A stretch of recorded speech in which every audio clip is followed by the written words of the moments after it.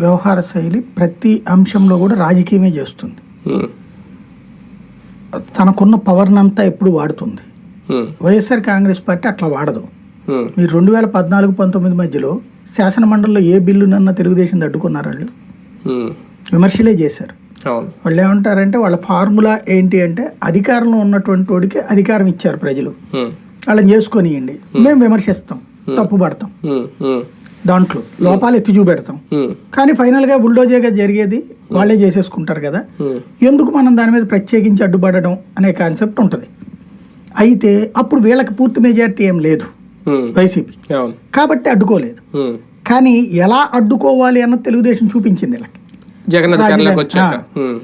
రాజధాని బిల్లుల విషయంలో చేస్తే మళ్ళీ అవి కూడా సెక్రటరీ ద్వారా ఆపినటువంటి ఇష్యూస్ ఇవన్నీ చూసాం.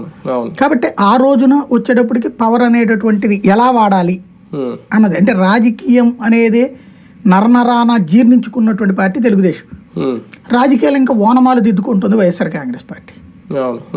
ఈ రాజకీయాలకు సంబంధించి ఇంకోటి ఏంటంటే ఫార్ములా పాలసీలు ఇద్దరు డిఫరెంట్. తెలుగుదేశం పాలసీ ఏంటంటే మనం పవర్లో ఉన్నప్పుడు పని జరగాలి, పవర్లో లేనప్పుడు పనులు ఆగిపోవాలి, ఇంకొకటి చేయనీయకూడదు. వీళ్ళు వచ్చేటప్పటికి వాళ్ళకి పవర్ ఇచ్చారుగా చేసుకొనియండి, తర్వాత మనం అందులో వాళ్ళు పని చేస్తే అందులో ఉన్న లోపాలు ఎత్తి చూపెట్టి మనం మాట్లాడచ్చు కదా. ఇంకోటి అడ్డుకోవడం ఎందుకు అనేటటువంటి రూట్లో ఉంటారు.